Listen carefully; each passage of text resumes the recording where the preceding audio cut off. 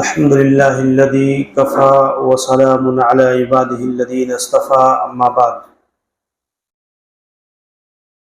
أعوذ بالله من الشيطان الرجيم بسم الله الرحمن الرحيم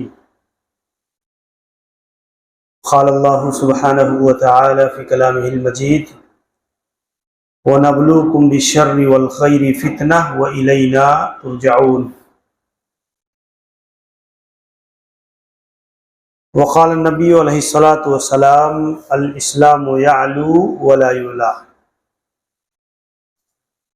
محترم اسلامی بھائیوں، ساتھیوں،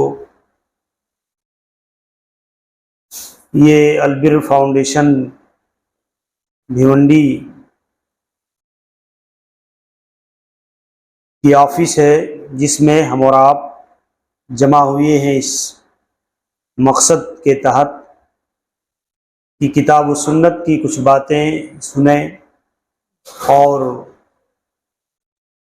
اللہ رب العالمین کے دین کو ہم اور آپ سیکھیں۔ اللہ تعالیٰ نے ہمارے اوپر دین کا سیکھنا، عقیدہ و ایمان کے تقاضوں کو پورا کرنا، یہ اللہ تعالیٰ نے ہمارے اوپر واجب ٹھہرایا ہے۔ طلب العلم فریضۃ علی کل مسلم، ہر مسلمان مرد ہو یا عورت ہو اس پر اللہ تعالیٰ کے دین کو سیکھنا اللہ تعالیٰ نے فرض کیا ہے، فرض ہے، اس کے اوپر واجب ہے۔ ایک بچہ جب تک نماز اس کے اوپر فرض نہیں ہے تو نماز کے بنیادی احکام و مسائل کا سیکھنا بھی فرض نہیں ہے، لیکن اگر وہ بچہ بلوغت کی عمر کو پہنچ گیا اور اس پر نماز فرض ہو گئی تو لازمی چیز ہے کہ اس کو طہارت کے مسائل کا سیکھنا، وضو بنانے کا طریقہ سیکھنا، پاکی و ناپاکی کے مسائل کو سیکھنا، نماز کے ارکان، شروط، واجبات کو سیکھنا، یہ ساری چیزیں فرض ہو جاتی ہیں۔ تو یہ مجلسیں جو قائم کی جاتی ہیں وہ اسی مقصد کے لیے کہ ہم اور آپ اللہ کے دین کی کچھ باتیں سیکھ سکیں، ان مجلسوں سے فائدہ اٹھا سکیں۔ خالص یہاں اس مجلس کے قیام کا مقصد یہی ہے۔ اور ہم دیکھتے ہیں کہ الحمدللہ 15 روزہ یہ دروس کا سلسلہ یہاں پر جاری ہے اور بہت سارے علماء کرام یہاں پر الحمدللہ آتے رہے ہیں اور انشاءاللہ آگے بھی یہ سلسلہ اسی طور پر جاری رہے گا۔ آج کے درس کا جو موضوع ہے وہ ہے اللہ تعالیٰ کی نصرت و اعانت کے اسباب، کہ اللہ رب العالمین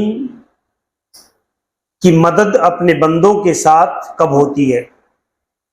اس لیے کہ ہر آدمی، ہر مسلمان اللہ تعالیٰ کی نصرت اور اس کی مدد کا محتاج ہے، اللہ کی رحمتوں کا محتاج ہے، اور اس کی بنیاد پر ہمیں اور آپ کو یہ بات صراحتاً گہرائی سے دلائل کی روشنی میں جاننا چاہیے کہ اللہ تعالیٰ نے ہمیں اور آپ کو اس دنیا کے اندر پیدا کیا ہے، اور اللہ رب العالمین نے ہمارے اوپر دین کی اطاعت اور پیروی، اللہ تعالیٰ کے احکامات پر عمل کرنا، اللہ کے دین کو اختیار کرنا، اللہ نے یہ بہت بڑی ذمہ داری ہمارے کندھوں کے اوپر ڈالی ہے۔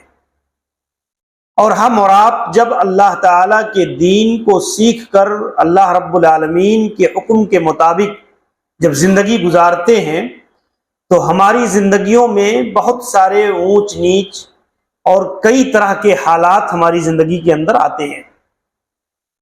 کبھی ہماری زندگی میں سخت قسم کی آزمائش آ جاتی ہے، تکلیف کا موڑ آ جاتا ہے، انفرادی حیثیت سے اللہ تبارک و تعالی بندے کو آزماتا ہے۔ تو ہمیں یہ کتاب و سنت کی روشنی میں کچھ تعلیمات جاننا چاہیے، کیونکہ ہوتا کیا ہے کہ جب کبھی آدمی کے اوپر تکلیف آتی ہے تو آدمی دوسروں کو دیکھنے لگتا ہے، آدمی دوسروں کو دیکھ کر کے یہ نتیجہ نکال لیتا ہے کہ میرے اوپر ہی تکلیف کیوں آتی ہے، یا مجھے ہی اللہ تعالیٰ اس مصیبت کے اندر کیوں ڈالتا ہے؟ مجھ سے بھی گنہگار لوگ موجود ہیں، فاسق فاجر موجود ہیں، لیکن ان کے یہاں تو آزمائش نہیں آتی، وہ تو کھا رہے ہیں، دندنا رہے ہیں، چل رہے ہیں، ان پر کوئی مصیبت نہیں آتی ہے۔ پھر آدمی کا ایمان اور عقیدہ جو ہوتا ہے وہ اللہ رب العالمین پر کمزور ہونے لگتا ہے، متزلزل ہونے لگتا ہے۔ اسی لیے اس باب میں ہمیں اور آپ کو کچھ قاعدے، کچھ ضابطے، کچھ اصول اور اللہ تعالی کی بتائی ہوئی کچھ تعلیمات کو سمجھنا چاہیے، تاکہ ہم اپنے عقیدہ اور ایمان میں مستحکم ہوں، مضبوط ہوں، کبھی کوئی چیز، کوئی مشکل ہمیں جو ہے اللہ کی اطاعت و فرما برداری کی راہ سے بھٹکا نہ سکے۔ اسی لیے اللہ تعالیٰ نے آپ دیکھیں ایک قاعدہ بتایا، وَنَبْلُوكُمْ بِالشَّرِّ وَالْخَيْرِ فِتْنَةً، کہ ہم تمہیں کبھی تو بھلائی دے کر کے، نعمتیں دے کر کے، احسانات کر کے تمہارے اوپر ہم آزمائیں گے، مال و دولت، دنیا کی فراوانی، عزت، شہرت، ساری چیزیں اللہ عطا کرے گا، اور اس راستے سے اللہ تعالیٰ تمہیں آزمائے گا کہ آیا نعمت کو پا کر کے بھی تم اللہ کی اطاعت و فرما برداری میں زندگی بسر کرتے ہو، یا مال و دولت اور نعمت کو پا کر کے تکبر اور کبر و غرور کا شکار ہو جاتے ہو۔ اور عموماً ہوتا ایسا ہی ہے کہ ایک انسان کی زندگی میں دولت، شہرت، عہدہ، منصب، یہ ساری چیزیں آ جائیں، انسان جو ہے اللہ تعالیٰ کے معاملے میں غفلت کا شکار ہوتا ہے، اللہ کو بھولنے لگتا ہے، اللہ کی نافرمانی کے راستے کو اختیار کرنے لگتا ہے۔ الا من رحم ربک، الا یہ کہ اللہ تعالیٰ جس پر رحم فرمائے۔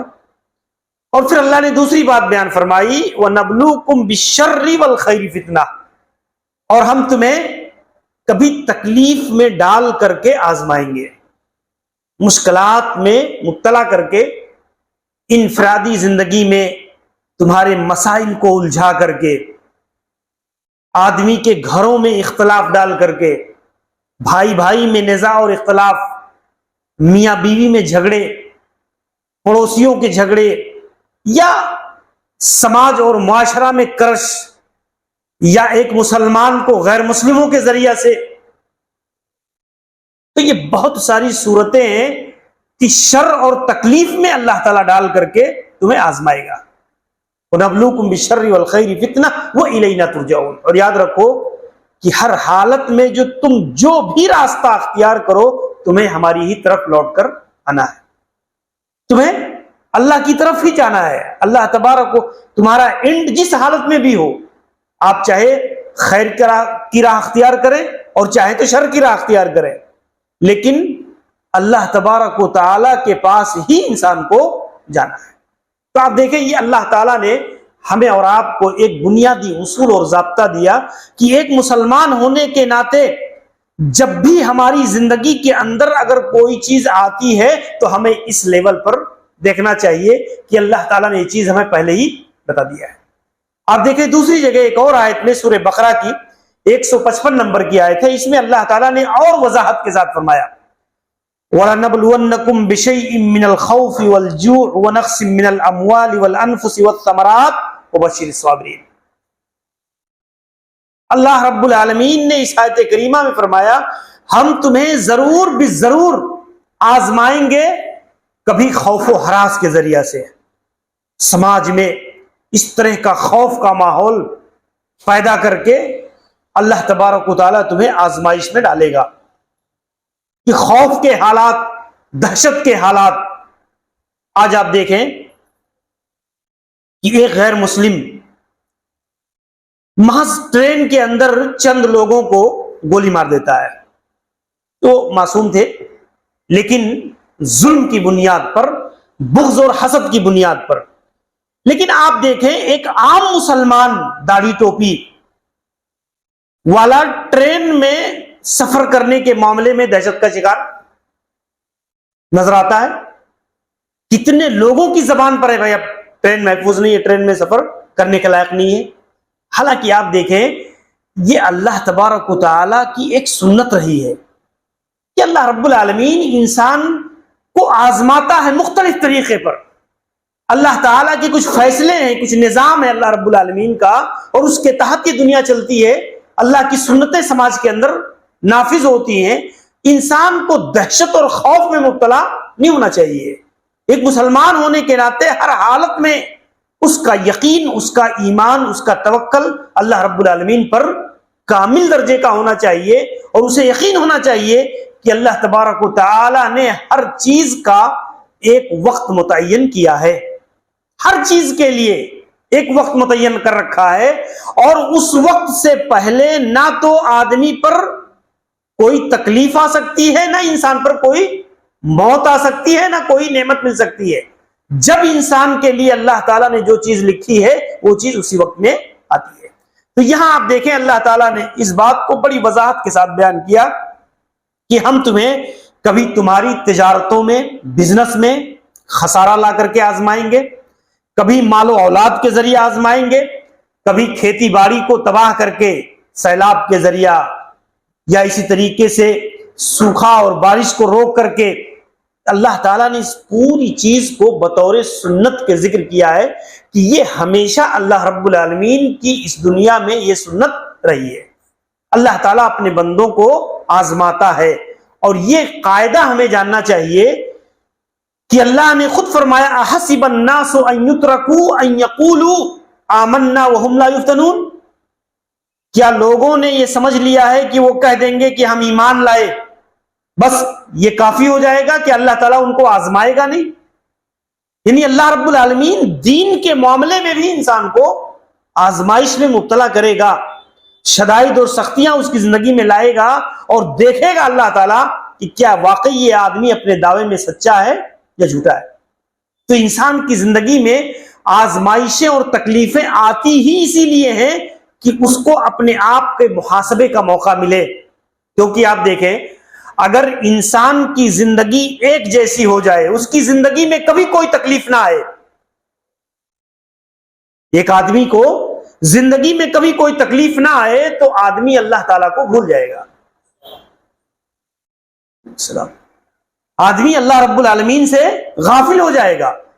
اللہ تعالیٰ کی سنت یہی ہے کہ اللہ رب العالمین تکالیف لاتا ہی ہے انسان کی زندگی میں کہ وہ آدمی اللہ کی طرف رجوع کرتا ہے.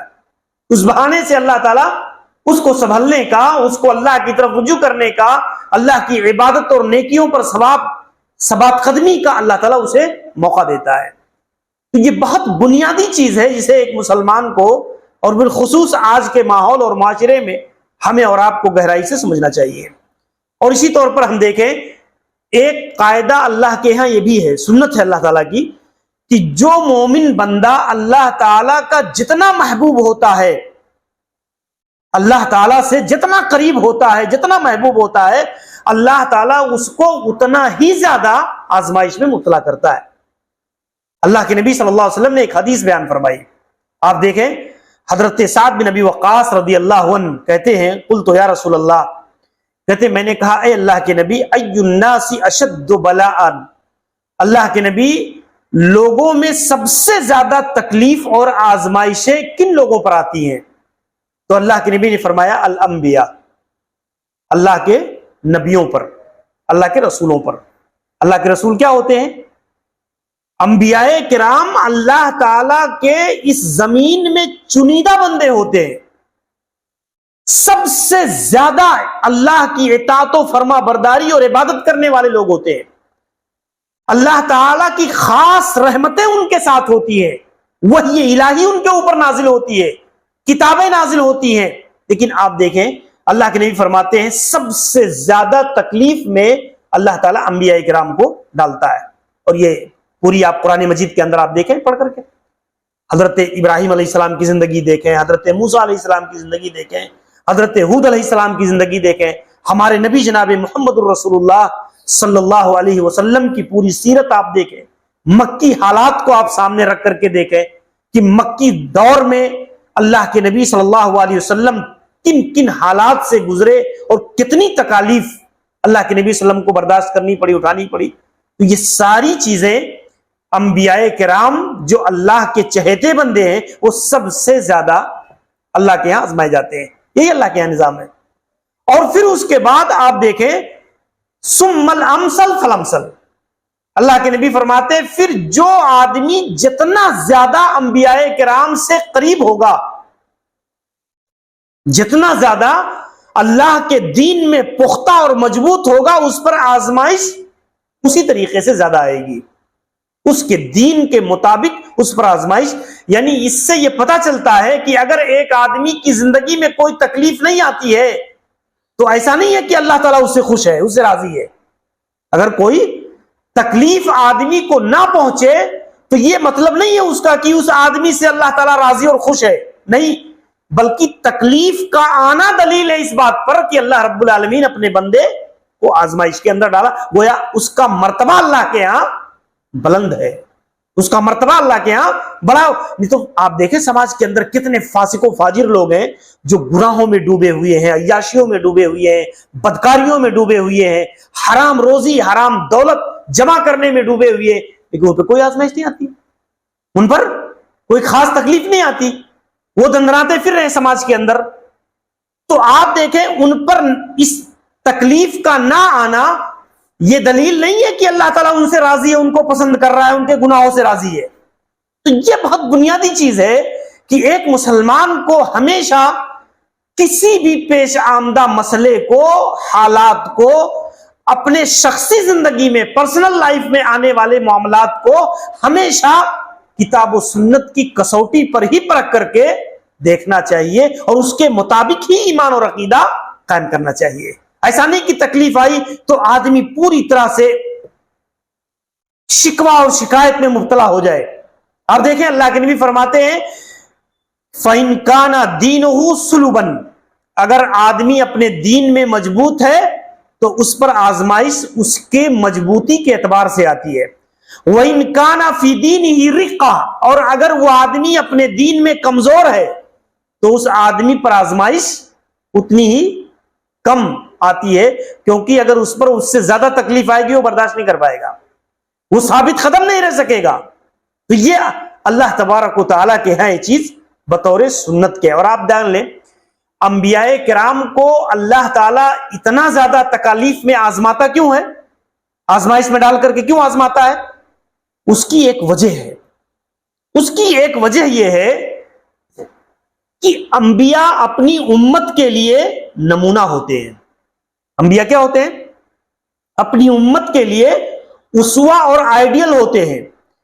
تو انبیاء کرام کی سیرت اور ان کی زندگی کو دیکھ کر کے ان کی امت کا ایک عام آدمی اگر کسی تکلیف میں مبتلا ہوتا ہے دین کے معاملے میں، عقیدہ کے معاملے میں، تو اسے اپنے نبی کی سیرت اور اپنے نبی کی زندگی اس کے لیے آئیڈیل ہوتی ہے کہ میں کیا ہوں، میرے نبی کو تو اس سے بھی زیادہ تکلیفیں جھیلنی پڑی ہے. سمجھے کہ نہیں؟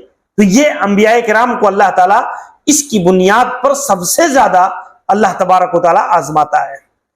اور اللہ رب العالمین دوسری وجہ انبیاء کرام کو اس لیے سب سے زیادہ آزماتا ہے کہ آپ دیکھیں انبیاء کرام پر بہت سارے معجزات نازل ہوتے ہیں. معجزات یعنی ایسی چیزیں جو خارق عادت ہوتی ہیں، جو عام آدمی کے اوپر نہیں آتی وہ چیزیں. مثلا حضرت موسیٰ علیہ السلام لاٹھی مارتے ہیں، آپ دیکھیں وہ لاٹھی جو ہے جادوگروں کے اندر پھینکتے ہیں تو اژدہا بن جاتا ہے. آپ اپنی ہاتھ کو بازو میں ڈالتے ہیں چمکنے لگتا ہے. اللہ کے نبی صلی اللہ علیہ وسلم آپ دیکھیں ایک جو ہے پانی کے ایک چھوٹے سے برتن میں انگلی ڈال دیتے ہیں تو سینکڑوں لوگ اس سے کیا کرتے ہیں، پانی پی لیتے ہیں. ایک پیالہ بڑا سا جو ہے دودھ ہے، صحابہ بھوکے ہیں، اللہ کے نبی انگلی ڈال دیتے ہیں، بولتے ہیں پیو، 70 صحابہ کرام جو ہے پی کر کے سیراب ہو جاتے. تو اللہ تعالیٰ اپنے انبیاء کو مختلف طرح کے معجزات دیتا ہے جو ان کی نبوت پر دلیل ہوتی ہے. اب ایک عام آدمی اگر اس چیز کو سمجھ نہ سکے تو انبیاء کے معاملے میں گمراہی کا شکار ہو جائے گا اور خدائی کا دعویٰ کر بیٹھے گا، خدائی کا دعویٰ کر بیٹھے گا. تو اللہ تعالیٰ نے کیا کیا، اللہ رب العزت انبیاء کرام کو جہاں تائید کرتا ہے، نصرت اور اعانت ان کی مدد کرتا ہے، معجزات کے ذریعے سے ان کی تائید کرتا ہے، وہیں اللہ رب العالمین ان کی بندگی کے اظہار کے لیے ان کو سب سے زیادہ تکلیفوں میں بھی مبتلا کرتا ہے، تاکہ ایک عام آدمی ان کی حالت دیکھ کر کے گمراہ نہ ہونے پائے، ان کی حالت کو دیکھ کر کے یہ نہ سمجھے کہ ان کے اندر خدائی پاور اور قوت ہے کہ یہ جب چاہیں جو چیز چاہیں۔ انبیاء کرام بھی معجزات کے معاملے میں کیا ہوتے ہیں؟ ذاتی کوئی قدرت نہیں رکھتے، ذاتی کوئی طاقت نہیں رکھتے، وہ اللہ کی منشا ہوتی ہے، اللہ کی مرضی ہوتی ہے۔ اللہ جب چاہتا ہے اپنے نبی کی مدد، اپنے نبی کی نصرت کر دیتا ہے، نبی کے چاہنے سے وہ معجزہ ظاہر نہیں ہوتے۔ تو اس کی بنیاد پر یہ فرق، یہ چیزیں ہمیں جاننا چاہیے۔ انبیاء کرام کو اس کی بنیاد پر سب سے زیادہ آزمائش کے اندر ڈالا جاتا ہے، اور جو لوگ پھر سب سے زیادہ قریب تر ہوتے ہیں، آپ دیکھیں امام ابو حنیفہ رحمہ اللہ، امام ابو حنیفہ رحمہ اللہ ایک امام ہے امت کے، آپ دیکھیں زندگی کا ایک بڑا حصہ انہیں جیل کے اندر گزارنی پڑی ہے، اور جیل میں ہی ان کی وفات ہوتی ہے۔ امام ابن تیمیہ رحمہ اللہ آپ دیکھیں امت کے صلحاء میں سے ہیں، بہت بڑے امام ہیں، لیکن آپ دیکھیں قید و بند کی زندگی گزاری انہوں نے، اور جیل کے اندر ہی ان کی وفات ہوتی۔ بہت سارے انبیاء کرام، تو اس طریقے سے انبیاء، صلحاء، ائمہ، یہ ساری چیزیں ہمارے لیے آپ دیکھیں گے اگر تو اللہ تبارک و تعالیٰ کے ہاں یہ چیز اس سنت کے طور پر ہے، اور ہمیں یہ چیز گہرائی سے جاننا چاہیے۔ مومن کے لیے معاملہ کیا ہے؟ اللہ کے نبی علیہ الصلوۃ والسلام نے ایک بڑی پیاری حدیث بیان فرمائی ہے۔ ان حدیثوں کی روشنی میں جب ہم اپنے دین کو سمجھتے ہیں تو ہمیں تکلیفیں بھی آتی ہیں تو عزم و ہمت مزید بڑھ جاتا ہے، تکلیف بھی آتی ہے، آزمائش بھی آتی ہے، تو ایک مومن مزید مستحکم ہو جاتا ہے، کمزور نہیں پڑتا کبھی کسی کی ہمت پر۔ آپ دیکھیں اللہ کریم فرماتے ہیں کہ عجبا لامر المومن، ایک مومن کا معاملہ بڑا عجیب و غریب ہے۔ ان امرہ کلہ خیر، اس کا ہر معاملہ، ہر حالت اس کی خیر ہی خیر ہے اس کی زندگی میں۔ اگر اس آدمی پر کوئی مشکل وقت آتی ہے اور وہ اس پر صبر کرتا ہے تب بھی وہ اس کے لیے بہتر ہے، اور اگر کوئی ایسا وقت خوشی کا موقع آتا ہے اور اس میں بھی وہ اللہ کا شکر ادا کرتا ہے تب بھی اس کے حق میں خیر ہی خیر ہے۔ تو یہ اللہ تعالیٰ نے مومن کے لیے رکھا ہے۔ انسان کو یہ بات بھی جاننا چاہیے کہ ہماری تقدیر پر ہمارا ایمان ہے۔ تقدیر پر ایمان کا کیا مطلب ہے؟ کہ بھئی اللہ تعالیٰ نے جو چیز ہماری تقدیر میں لکھ دیا ہے وہ ہمیں پہنچ کر رہے گی۔ ہم کتنے ہی صلاحیت مند ہیں، کتنے ہی عقلی تدبیر لے آئیں، مالی تدبیر لے آئیں، اور اس کو ہم دفع کرنا چاہیں، روکنا چاہیں کہ یہ چیز ہمیں نہ لاحق ہو، تو ہم نہیں روک سکتے، ہمارے بس کی طاقت نہیں ہے وہ۔ کیوں؟ اس لیے کہ اللہ رب العزت نے ہمارے بارے میں یہ فیصلہ کر دیا ہے، یہ فیصلہ کر دیا ہے۔ اللہ تبارک و تعالیٰ آپ دیکھیں قرآن مجید کے اندر کہتا ہے ما اصاب من مصیبت الا باذن اللہ، تمہیں جو بھی مصیبت پہنچتی ہے وہ اللہ کے حکم اور اس کی مرضی سے پہنچتی ہے، اللہ کے حکم سے پہنچتی ہے۔ اللہ کے حکم کے بغیر تمہیں کوئی ٹھوکر بھی نہیں لگ سکتا۔ اگر ایک قدم میں تمہارے ایک کانٹا بھی چبھتا ہے تو وہ بھی اللہ کی اجازت سے، وہ بھی اللہ کی اجازت سے۔ یہ اتنا ٹھوس اور کامل عقیدہ اور ایمان اللہ پر ہونا چاہیے کہ آدمی کی زندگی میں کبھی بھی کوئی ایسی تکلیف آ گئی جہاں آدمی کیا ہے، تنہا اور اکیلا پڑ گیا، انسان کا دنیاوی اعتبار سے کوئی معاون و مددگار نہیں ہے، تب بھی آدمی کے حوصلے پست نہیں ہونے چاہیے، تب بھی آدمی، مومن کے حوصلے تب بھی پست نہیں ہوتے، اس لیے کہ اس میں بھی اس کے لیے خیر ہے، اور اس کا یقین ہے کہ اللہ تبارک و تعالیٰ نے جو چیز لکھی ہے وہی ہماری تقدیر کا حصہ ہے، یہ ہماری تقدیر کے مطابق ہے۔ اور اسی بنیاد پر آپ دیکھیں اللہ رب العزت نے بار بار اس چیز کو ذکر کیا، نفع اور نقصان کا مالک اللہ رب العالمین ہے، ہمارے نفع اور نقصان کا مالک اللہ رب العالمین ہے۔ اگر ہمیں کوئی بھلائی پہنچتی ہے تو بھی اللہ کی طرف سے، اور کوئی نقصان پہنچتی ہے تو بھی اللہ کی طرف سے۔ تو اور یہ اتنا بنیادی عقیدہ ہے میرے بھائیوں کہ اگر ایک مسلمان اپنے اندر اس عقیدہ کو پیدا کر لے اور اس پر ثابت قدم ہو جائے تو زندگی میں کیسے بھی حالات آ جائیں وہ ہمیشہ دین پر ثابت قدم رہے گا، اپنے عقیدے پر، اپنے ایمان پر ثابت قدم رہے گا۔ اس کی بنیاد پر آپ دیکھیں کہ یہ شریعت اور دین کا یہ ضابطہ ہے اللہ کے نبی صلی اللہ علیہ وسلم نے۔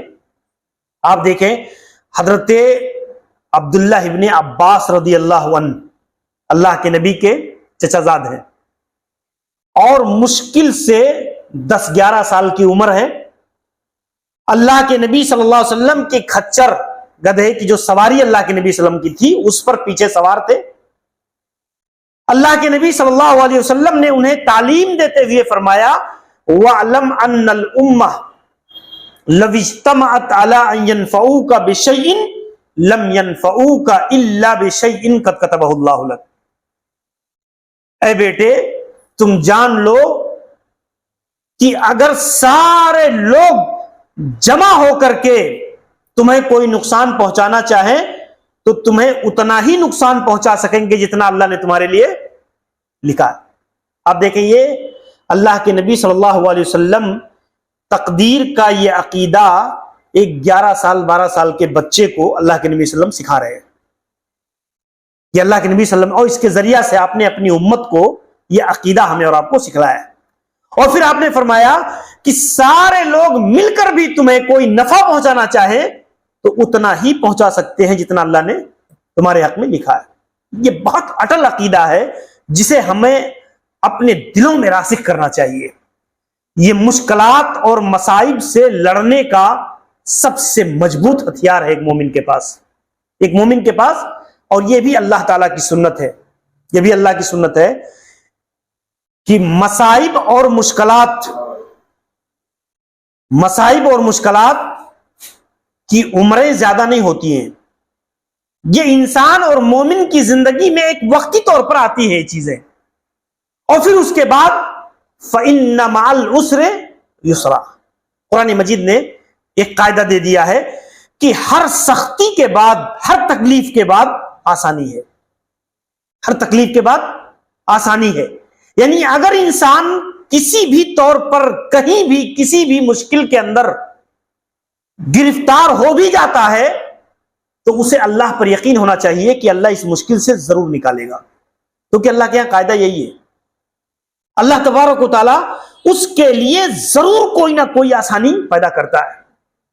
آپ دیکھیں گے حضرت خباب ابن ارت ایک صحابی رسول ہیں، اور مکی زندگی میں کفار و مشرکین کی تکلیفوں سے اتنا زیادہ دل برداشتہ ہو گئے کہ اللہ کے نبی صلی اللہ علیہ وسلم کے پاس بھاگے بھاگے آئے اور کہا اے اللہ کے نبی الا تستنصروا لنا، آپ ہمارے لیے اللہ سے مدد کیوں نہیں طلب کرتے؟ آپ ہمارے لیے اللہ سے مدد کیوں نہیں طلب کرتے؟ اللہ کے نبی اس طرح کی تکلیفیں، کتنی تکلیفیں ہیں جو ہے، اور لوگ کس طریقے سے ہمیں جو ہے ستا رہے ہیں، تکلیفیں دے رہے ہیں صرف ایمان کی بنیاد پر۔ آپ دیکھیں اللہ کے نبی صلی اللہ علیہ وسلم کعبۃ اللہ کی دیوار سے ٹیک لگا کر بیٹھے ہوئے تھے، اللہ کے نبی صلی اللہ علیہ وسلم بیٹھ گئے اور اس کے بعد آپ نے فرمایا کہ خباب تم جانتے ہو تم سے پہلے جو دنیا میں اہل ایمان تھے، مومن لوگ تھے، ایمان کی پاداش میں ان کی قوموں نے انہیں آرے سے چیر دیا، انہیں لوہے کے آرے سے چیر کر 2 ٹکڑے کر دیا، لیکن وہ اپنے دین سے پلٹنے کے لیے کسی قیمت پر تیار نہیں ہوئے۔ اور اللہ کے نبی نے فرمایا لوہے کی کنگھیوں سے ان کے جسم کے گوشت کو نوچ لیا انہوں نے، لیکن وہ اپنے دین سے پلٹنے کے لیے تیار نہیں ہوئے۔ یہ بہت بنیادی چیز ہے میرے بھائیوں۔ اللہ کے نبی صلی اللہ علیہ وسلم آپ دیکھیں اگر چاہتے تو اسی وقت فوراً دعا کر دیتے، اور اللہ کے نبی سے زیادہ کس کی دعا قبول ہونے والی تھی؟ لیکن چونکہ صحابہ کو اس تکلیفوں میں جل کر ان تکلیفوں کو برداشت کر کے کندن بننا تھا، اور اس کے بعد کی زندگی میں ایک مشکل حالات آنے والے تھے کہ ان کو اسلام کے دفاع کا کردار ادا کرنا ہے، تو اللہ کے نبی صلی اللہ علیہ وسلم نے کے سامنے انہوں نے بڑی سی، آپ دیکھیں کسی کو چٹائی میں لپیٹ کر دھواں دیا جا رہا ہے، کسی کو تپتی ہوئی ریگزاروں پر گھسیٹا جا رہا ہے، کسی کو جو ہے ایک ہی رسی کے اندر باپ کو، بیٹے کو، ماں کو، مادر زاد ننگا کافروں نے باندھ رکھا ہے، برچھی سے جو ہے ان کی شرمگاہوں پر حملہ کر کے ان کو قتل کر رہے ہیں۔ اللہ کے نبی کا گزر ہوتا ہے، صبرن یا آل یاسر فإن موعدکم الجنہ، اے آل یاسر، اے یاسر کا گھرانہ، تم جو ہے صبر کرو، اللہ تعالیٰ اس کے بدلے تمہارے لیے اللہ نے جنت تیار کر رکھی ہے۔ یہ مشکل حالات تھے، اور اس مشکل حالات میں آپ دیکھیں کہ صحابہ کرام نے صبر و ثبات قدمی کا پوری طرح سے مظاہرہ کیا، اور اللہ تعالیٰ کی مدد نازل بھی ہوئی۔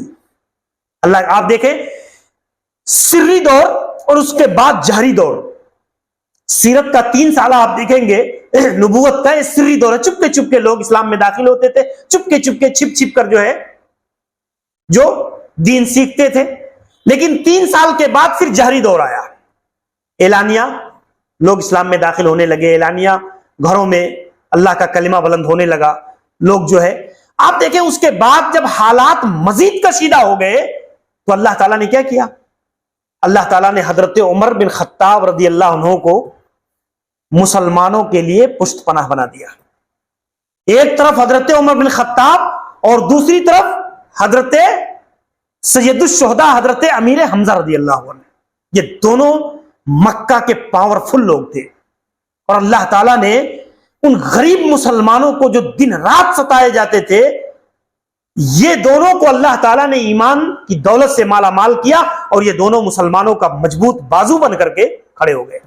اور پھر حضرت عبداللہ ابن مسعود کہتے ہیں ہم میں سے کسی کے اندر جرات نہیں تھی کہ کعبۃ اللہ میں جا کر کے نماز پڑھ لیتا، کعبۃ اللہ میں جا کر کے نماز پڑھ لے کوئی، ہمارے اندر یہ جرات نہیں تھی۔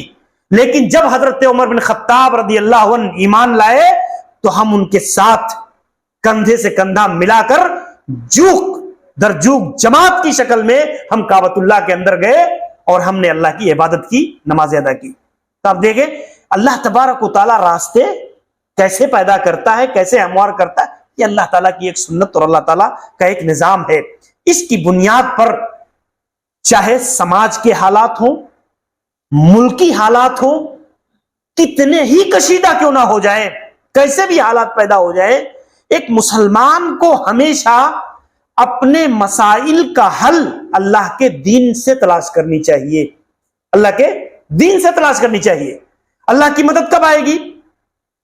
اللہ تعالیٰ کی مدد کے لیے کچھ ضابطے ہیں، اللہ کی مدد کے لیے کچھ سنتیں ہیں۔ ایک آدمی پرسنل زندگی میں اگر اس کا عقیدہ اور ایمان درست نہیں ہے، اس کے اعمال درست نہیں ہیں، وہ اللہ کے نبی کی سنتوں کا پاسدار نہیں ہے، تو اللہ کی مدد اس کی زندگی میں آنے سے روٹھ جاتی ہے۔ بھئی لازمی سی چیز ہے کہ اگر آدمی کا ایمان درست نہ ہو، عقیدہ درست نہ ہو، اللہ پر اسے توکل نہ ہو، اللہ پر یقین نہ ہو، تو اللہ تعالیٰ کی مدد کیسے آئے گی؟ اور سماجی حیثیت سے پورا سماج، پورا معاشرہ، یہ معاشرتی حیثیت سے بھی اللہ کے یہاں یہی قاعدہ ہے کہ پہلی بنیاد عقیدہ اور ایمان کی سلامتی اور درستگی، پہلی بنیاد اللہ کی مدد پانے کے لیے پہلی بنیاد یہی ہے۔ ہزاروں قسم کے بہانے لوگ کہیں، ہزاروں قسم کی تعویلات کریں کہ مسلمانوں کے پاس اگر سیاسی پارٹی ہوتی تو مسلمان اپنی نمائندگی کر لیتے، ان پر کوئی تکلیف نہ آتی، اپنی آواز بلند کرتے پارلیمنٹ تک، ہے ٹھیک ہے، وہ ایک ذریعہ ہے۔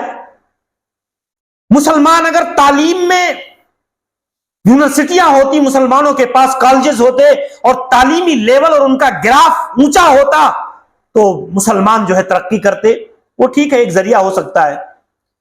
اور بھی جتنے بھی جدید ذہن کے تدبیریں ہو سکتی ہیں وہ ہیں اپنی جگہ پر، اس کا انکار نہیں ہے۔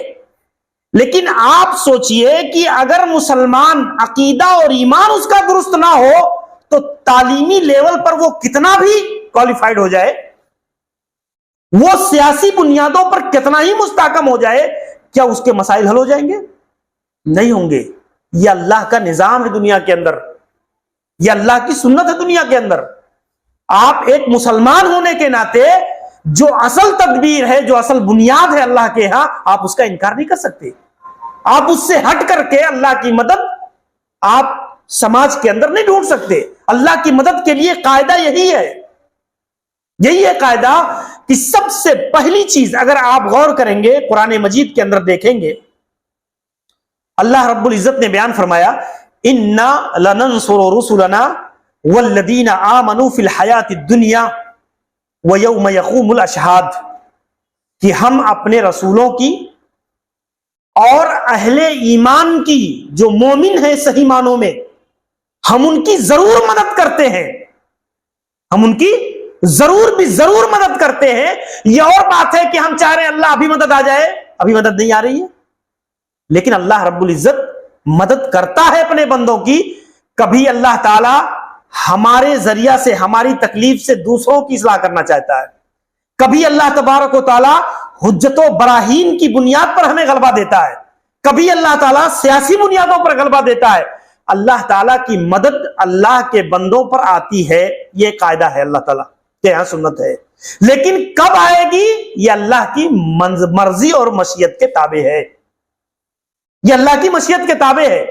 آپ دیکھیں حضرت یحییٰ علیہ السلام, حضرت زکریا علیہ السلام اور حضرت شیعہ علیہ السلام, یہ اللہ تعالیٰ کے وہ برگزیدہ نبی ہیں جن کو ان کی قوموں نے قتل کر دیا, ان کی قوموں نے قتل کر دیا انہیں. امام ابن کثیر رحمہ اللہ نے اسی آیت کی تفسیر میں ذکر کیا ہے کہ اللہ نے کہا ہم ضرور مدد کریں گے اپنے رسولوں کی اور مومن بندوں کی, لیکن ہم تکلیف میں ہوتے کہاں اللہ کی مدد آ رہی ہے, کیوں نہیں آ رہی ہے. شکوہ کرتا ہے آدمی, جب تکلیفیں زیادہ بڑھ جاتی ہیں آدمی فوراً شکوہ کرنے لگتا ہے اللہ کی مدد کیوں نہیں آتی, کیا ہم ہی سب سے زیادہ گنہگار ہیں. تو آپ دیکھیں اللہ کے ہاں اللہ کی نصرت کا ایک قاعدہ ہے. آپ بتائیے اللہ کا ایک نبی قتل کر دیا جاتا ہے اور اللہ کی مدد فوراً نہیں آتی ہے, فوراً نہیں آتی ہے. لیکن اس کے بعد آپ دیکھیں اس نبی کی قتل کے فوراً بعد اللہ تعالی نے اس پوری قوم کو ذلت اور رسوائی کا عذاب اللہ تعالی نے اس میں مسلط کر دیا. تو یہ اللہ تبارک و تعالیٰ کے ہاں, اللہ رب العزت کے ہاں یہی نظام ہے میرے بھائیوں, اور ہمیں اور آپ کو یہ نظام دیکھنا چاہیے. آپ اگر غور کریں گے تو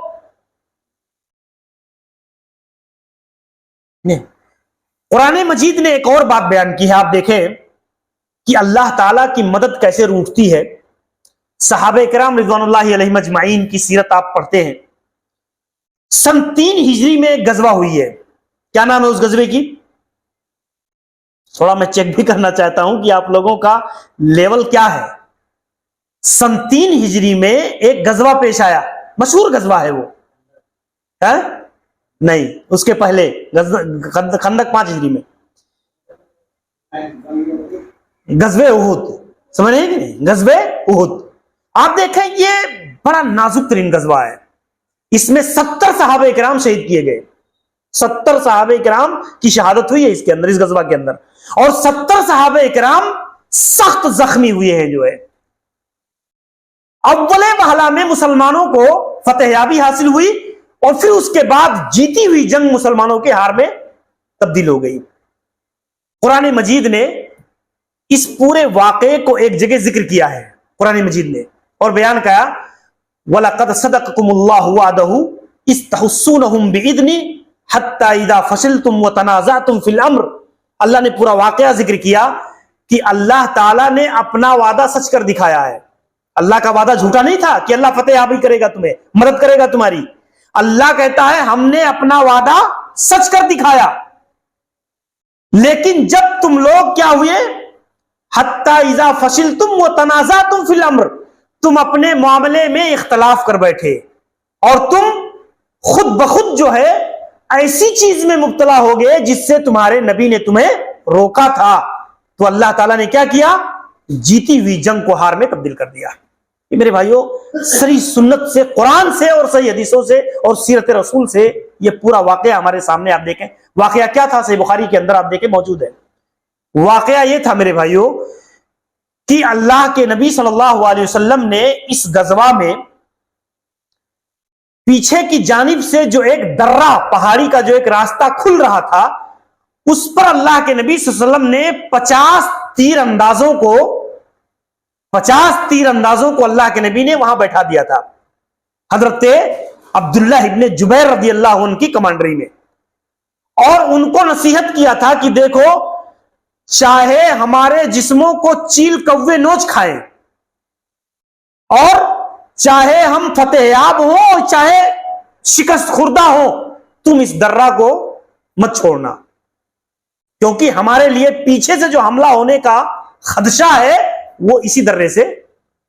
اللہ کے نبی صلی اللہ علیہ وسلم نے سختی کے ساتھ منع کر دیا تھا کہ کسی بھی حالت میں تم اس درے کو مت چھوڑنا، اور 50 تیر اندازوں کو اللہ کے نبی نے وہاں متعین کر دیا تھا. لیکن آپ دیکھیں، جب مسلمان پہلا راؤنڈ غزوہ احد کے اندر آگے بڑھے تو کفار پسپا ہو گئے، شکست خوردہ ہو گئے، بھاگنے لگے، اور مسلمان مال غنیمت اور جو ہے ان کو قیدی کرنے لگے اور بہت ساری چیزیں. اب جب انہوں نے دیکھا تو آپس میں بحث کرنے لگے اور کہا کہ تو اب تو مسلمان جنگ جیت چکے ہیں، اب ہمیں یہاں رکنے کی کیا ضرورت ہے، اب ہم بھی جو ہے ہمیں بھی ان کے پاس جانا چاہیے، ہمیں بھی مال غنیمت جو ہے لینا چاہیے. اس بات میں وہ اللہ نے وہی بیان فرمایا کہ تنازعتم فی الامر، تم آپس میں جو ہے اس معاملے میں اختلاف کا شکار ہو گئے، اور اللہ کے نبی صلی اللہ علیہ وسلم کا جو حکم تھا، نبی کے حکم کی خلاف ورزی تم نے کی. تو آپ دیکھیں اب کیا ہوا، بہت سارے لوگ اس درہ سے نیچے اتر آئے. حضرت عبداللہ ابن جبیر رضی اللہ عنہ انہیں روکتے رہے، ان کے ساتھی کچھ لوگ وہاں قائم رہے. لیکن آپ جانتے ہیں کفار کی طرف سے اس جنگ میں کمانڈر کون تھے؟ خالد بن ولید، جو بعد میں اسلام لائے تو اللہ کے نبی نے سیف من سیوف اللہ قرار دیا انہیں، یعنی اللہ کی تلواروں میں سے ایک تلوار. آپ دیکھیں وہ کفر میں تھے تب بھی ایک جنرل اور کمانڈر تھے، وہ جنگوں کے نزاکت کو اور جیتنے اور ہارنے کے ہنر کو جانتے تھے. انہوں نے کیا کیا، اپنی جو بچی کھچی طاقت تھی اس کو سمیٹ کر کے پیچھے ہٹے، اور پھر جب دیکھا کہ یہ لوگ جو ہے قیدی بنانے اور اس میں ہیں، تو پیچھے سے اسی درے کے ساتھ کیا کیا، پلٹ کر کے پھر دوبارہ مسلمانوں کے اوپر حملہ کر دیا، اور پھر جیتی ہوئی جنگ کیا ہوئی، ہار میں تبدیل ہو گئی، اور صحابہ کرام میں 70 لوگ شہید کیے گئے اور 70 لوگوں کو جو ہے زخمیں لگی، بہت کاری زخم. تو آپ یہ دیکھیں کہ قرآن مجید نے اس واقعہ کو بیان کیا ہے، اور اس واقعہ کو بیان کر کے ہمیں اور آپ کو عبرت اور نصیحت کا ایک پیغام دیا ہے. کیا؟ نبی کی مخالفت، نبی کی سنتوں کی مخالفت سے کیا ہوتا ہے، اللہ کی مدد روٹ جاتی ہے. نبی کی سنتوں کی مخالفت سے اللہ تعالی کی مدد روٹ جاتی ہے. تو میرے بھائیوں یہ چیزیں آپ دیکھیں کہ اللہ کے نبی علیہ الصلوۃ والسلام نے ہمیں مشکل ترین حالات میں بھی، اللہ کے نبی صلی اللہ علیہ وسلم نے ہمیں اور آپ کو بہت بنیادی عقیدہ دیا ہے. کیا؟ آپ دیکھیں قرآن مجید بیان فرماتا ہے، الذین قال لهم الناس ان الناس قد جمعوا لكم فاخشوهم فزادهم ایمانا وقالوا حسبنا اللہ ونعم الوکیل. یہ آیت کریمہ سورہ آل عمران کی آیت ہے. آپ دیکھیں اس آیت میں اللہ فرماتا ہے الذین قال لهم الناس، کہ جب ان صحابہ کرام سے کہا گیا کہ دیکھو لوگوں نے بہت بڑی جماعت، بہت بڑی فوج اکٹھا کر لی ہے تم پر حملہ کرنے کے لیے، اس لیے تم دیکھو خوفزدہ ہو جاؤ، ان سے بچنے کی تدبیر کرو.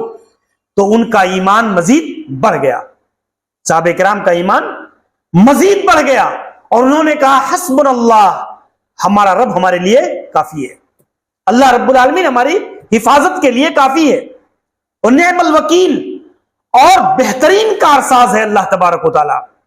یہ آیت کریمہ کب نازل ہوئی؟ یہ اسی غزوہ احد سے جب لوگ صحابہ واپس مدینہ پہنچے اور بڑی تکلیف میں افسردگی کے عالم میں تھے، تو پتا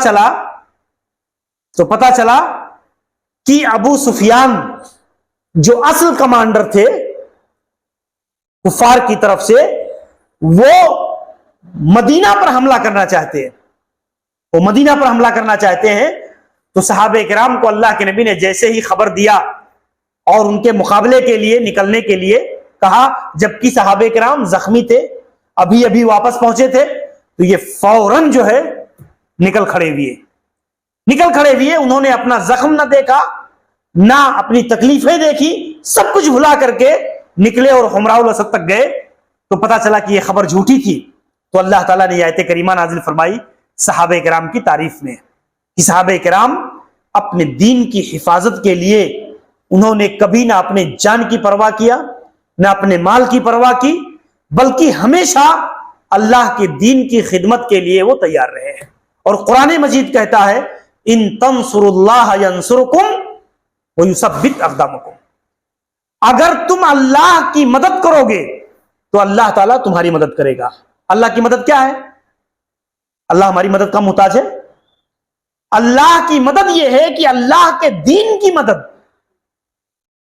اللہ کے دین کا صحیح علم، اللہ کے دین کے معاملے میں جو بنیاد ہے، جو عقائد ہے، جو اصول ہے، جو ضابطے ہیں، اس کا صحیح علم۔ یہ میرے بھائیوں اس طور پر ہمیں اور آپ کو کتاب و سنت کی روشنی میں ایسے ہی اور بھی بہت بنیادی چیزیں ہیں کہ اللہ سے اپنا معاملہ ہمیشہ درست رکھو، اپنا تعلق اللہ سے مضبوط بنا کر رکھو۔ اس لیے کہ آپ دیکھو اللہ کے نبی نے ایک قاعدہ بتایا، کہا تعرف الی اللہ یعرفک فی الشدہ، اگر تم اللہ سے اپنا تعلق بنا کر رکھو گے تو جب مشکل وقت آئے گی تو اللہ تعالیٰ تمہیں یاد رکھے گا۔ اللہ کیا کرے گا؟ تمہیں یاد رکھے گا۔ لیکن جب تمہاری زندگی میں خوشحالی ہے اور تم اللہ کو بھولے ہوئے ہو، اور جب مشکل گھڑی آئی تب تم اللہ کو پکار رہے ہو، تو اللہ تعالیٰ کی مدد نہیں آتی۔